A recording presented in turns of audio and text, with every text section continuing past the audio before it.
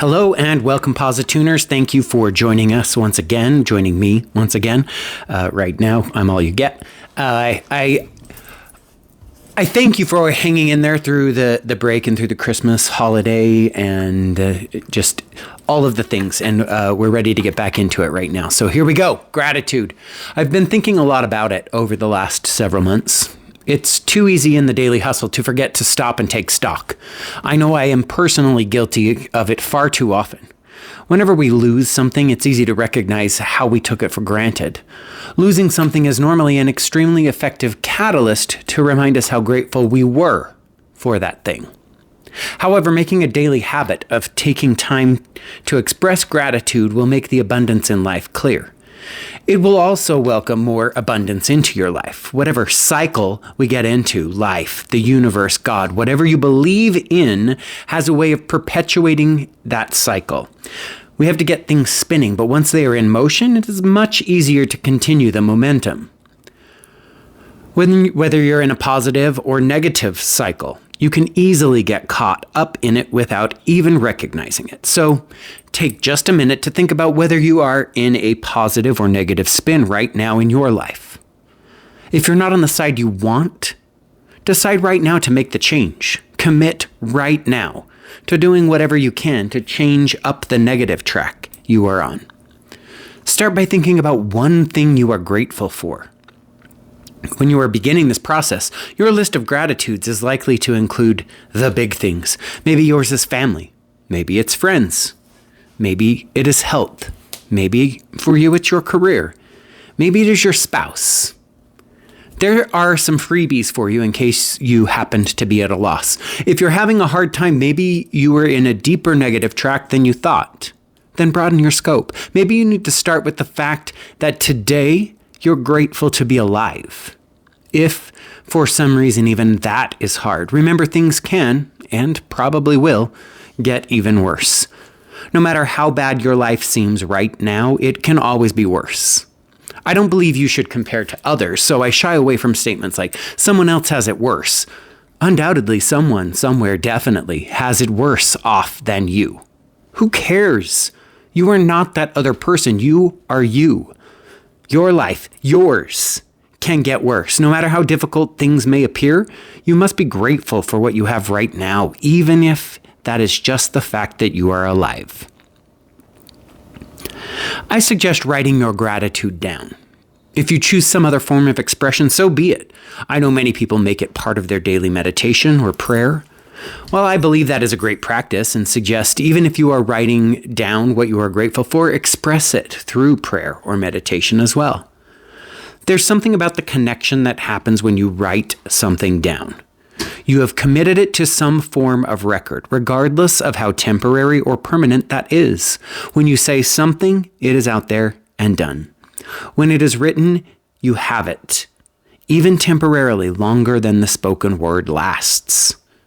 So write it down. I encourage you to keep an ongoing list. One, because it will help you keep from repeating the same things all the time, but also because you can look back in a week, a month, a year, and remember what you are grateful for. Maybe some of the items will spark the specific memory which prompted you to be grateful for the specific item. Your list can be as simple or as elaborate as you want or need. More than likely, it will be a mix of both. Sometimes there may be an explanation of gratitude involving many things, and sometimes it may be as simple as a word like sunshine. Let the gratitude flow however it comes from inside you. If it is a paragraph, great. If it is one word, awesome. If it's several words in a list, so be it. Whatever comes from your heart and your head is how you should list it. I am grateful to be where I am. It is too easy to get caught up in what might happen or even what we want to happen in the future. It's also easy to linger on what has happened in the past, but neither of those places is where we actually live. I believe in having goals, working towards something. I also believe it is imperative to learn from the past. Those things, what I have learned and where I am going, inform the decisions I make today, but that should be the end of their influence. It does me absolutely no good to linger on the past or wish I had done anything different. It won't change it. In fact, if I had done anything different, I may be in a totally different place than I am currently. The past makes us who and where we are today. Stressing out about what is or might be coming up only serves to distract me from the things that I should be doing right now to work toward whatever my goal is. Worrying about it excessively doesn't actually aid in my progress toward wherever it is. I say this as a gentle reminder to myself because I easily get caught up in the past and future. Lingering in the past or the future means I'm not utilizing them and I'm wasting the only relevant time in my life, the present. Beyond all of the past, present, future stuff is the need to be happy. Make no mistake, it is a need. It is okay to have bad days and frustrating things happen in life, but overall, I believe we need and want to be happy, or at least content. And most importantly, we need to be happy with and for ourselves. I spent far too long defining my happiness by other people and things. As long as I had this person and they were happy, I was happy. As long as I had this thing in my life, I was happy. When those things were gone, my happiness was gone. I had removed almost every ounce of happiness from myself and placed it with all these other things. I can look at it now and recognize how terrible and foolish it was, and I never thought I would get to that point. But it happened so slowly that I didn't recognize I had done it until all of it, including my happiness, was absent. Don't get me wrong, I still had value and worth. I knew things would get better, but that is something that is easy to say and much harder to actually power through.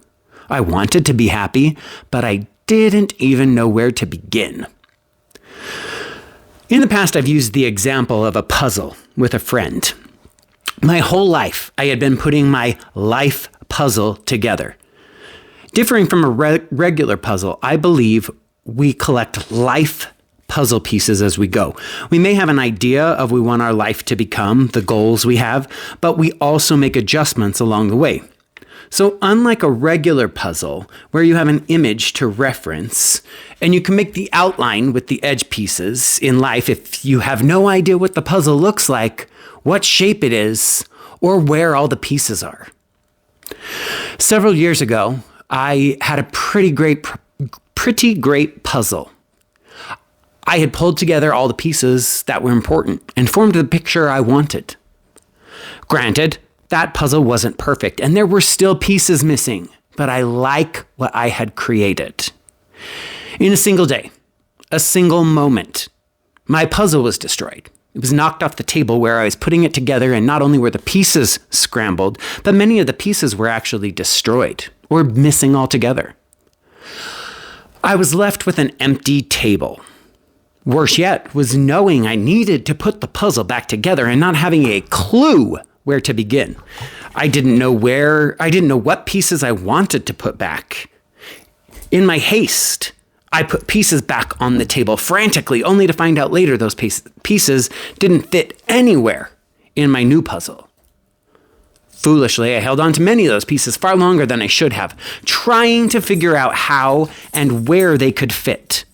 Doing that meant I was ignoring the other pieces I wanted and needed. It is hard to look at an empty table. It is tough to look at a bunch of random, disconnected puzzle pieces.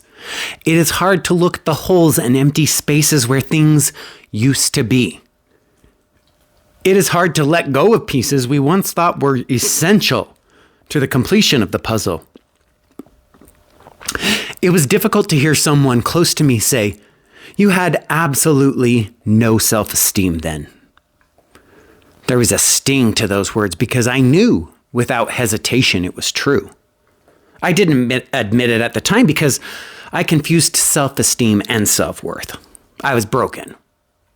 More than being broken was the fact that I didn't know how I could ever put it all back together. It took other people to start putting the pieces together for me. It took other parts of my puzzle being put into place for me to recognize I could put it back together. Not the same puzzle by any means. I don't want the same puzzle. Trying to recreate the same thing would be an exercise in futility. I had to find the pieces I wanted and needed to rebuild a better puzzle. It's difficult for me to think back on that time or the process. It was incredibly painful, but critical. It was important for me to find the vital parts that had begun my original puzzle and abandon the ones I didn't need. It astounds me how fragile I was then. I didn't believe something like that was possible in my life. Unfortunately, I had built into the structure of my life all the elements that would bring about a quick and complete collapse. I built around the imperfections. I ignored the weaknesses. I overlooked key components, like a line of dominoes. Once the first one tipped, the rest was inevitable. So, while it is painful to look back, it is also essential that I remember what I have learned. It is important for me to know where I have come from and what has happened and what I want and need to do different in my life. It's important to know what I want to do and where I want to go in life. It is all important because it informs what I choose to do today, right now. I choose not to repeat the past. I choose to be a better, stronger person. I choose to radiate the good I want in my own life. I choose to be the very best version by learning from the past and aiming for the future, but not getting too hung up on either one. If nothing else comes across from these ramblings, I hope it is this: the hard days, the days when you think life is awful and you want to wallow in self-pity, shame, or doubt. Those are the days you need to list at least one thing, no matter how difficult it may seem, no matter how overwhelming life may feel, no matter how terrible circumstances appear. When you want to be grateful the least is when you need it the most. So on those awful days, stop. Think of one thing. It only takes one. I'm thankful for. It's not raining, or it is raining, or I had a warm shower, or cold cereal, or my blue eyes, or tears, or pain, because it helps to be grateful when we are not in pain. It may seem impossible, but I promise if you take a second or two, it will make a difference in your day. It may be a minuscule difference in the big picture, and it doesn't mean that things can't be terrible sometimes. It means no matter how rough the road may feel, there is still something to be grateful about in your life. There is always something to be grateful for. Find it, grasp it, latch onto it if you have to, but don't let go. The more you express your gratitude, the more you will recognize the smaller things in life that we truly take for granted. The smell of fresh rain, having food to eat, even if it isn't your favorite food every day. The feel of grass between your toes, hope, joy, feet, soap. These things we take for granted every single day. Whether they are things that make life better, easier, or even just possible, there are so many things we overlook. Ever had a long day of walking and standing on your feet? Your legs ache. Your feet ache. Your back may ache. Thank God you can feel those things. Thank God you know how it feels to feel good most of the time. Thank God you are able to stand or walk, and you are not confined to crutches or a wheelchair or a bed. If you are limited in your ability to stand or walk, thank God you have whatever mobility you do. Thank God you have people to help you with the things you cannot do yourself. Thank God you are alive. I am grateful to have a place to express my thoughts and feelings. Whether anyone actually reads them, listens, or agrees is irrelevant to me. I am grateful to have an outlet, to have a voice, to have the thoughts and the ability to express them. Today, I am grateful. Life is messy. It's okay. My point is, no one's life is perfect. If you think it is, or worse yet, if they tell you it is, they are lying. Also, they probably have more expletive deleted going on than you can even imagine. Life isn't perfect, and that's okay, because if it were, It most certainly would be boring. Perfect means there is no deviation. There wouldn't be ups or downs. There wouldn't be highs and valleys. I'm not saying things can't be good in life. You should long to have no regrets.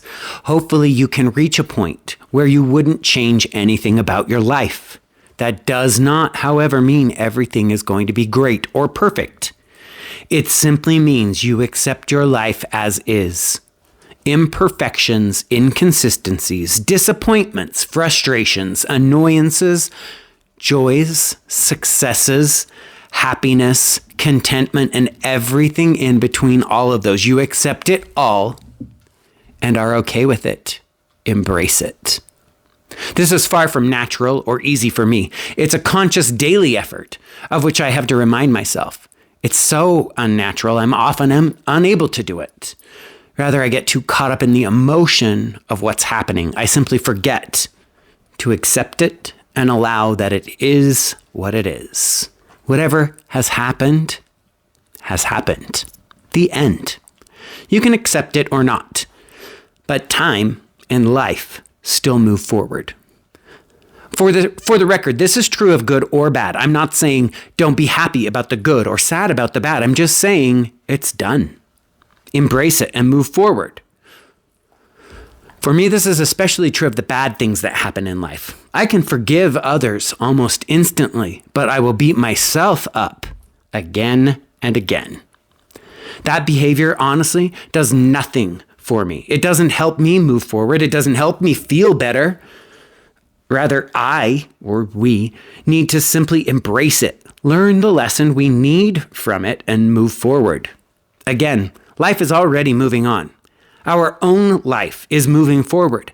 Lingering on these things, good or bad, means we are planting one foot in that moment. However, our other foot continues moving even if you think it doesn't.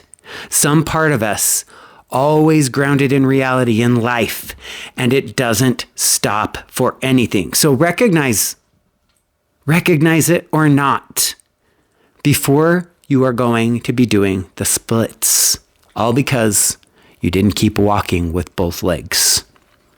My advice to myself, but to anyone listening as well, is to keep walking, even if it takes a conscious daily effort and reminder.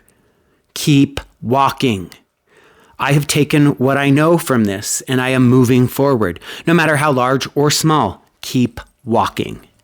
Yes, life has consequences for actions, but those will come whether you choose to keep walking or keep one foot stuck in the past. Be open to what is coming in your life. Embrace it. If there's something you can and want to change, do it and keep walking. If not, let it go and keep walking. If you stumble again and again, the same way, it's okay. Keep walking. None of us is perfect, and we never will be. But we are all on a path, and the only direction is forward. No matter what, keep walking.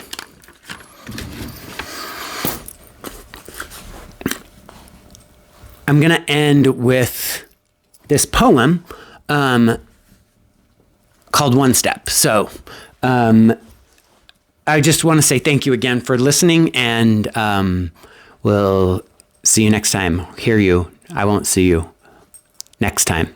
So this is called One Step. Darkness, solitude, loneliness. Is that me or you? Is that voice in my head you or me? There's a light, small, faint. I'm blocking it, hiding it. I get out of my own way so I can see its brilliance. I'm drawn to it, constant, bright, universal truth. It's always been there. How did I miss it? How did I not see? I ask you, but instantly know that the answer. I was in the way. I got bigger, thought I was bigger. I want to get closer. I want that in my life. Come then, I hear. No, I feel it. It has always been there too, but I was in the way, ignoring it. Today. That's all. Yesterday is gone. Tomorrow doesn't exist. Today only. Come. I don't know how. Yes, you do. The path is there. It's always been there. I'm scared. I'm alone. Immediately, I know I'm not alone. I'm no longer afraid. One step. I take one step forward and the light is brighter. I feel it stronger. The path is clear. One step. That's it. I hear it. One step. Then one step. Then one step.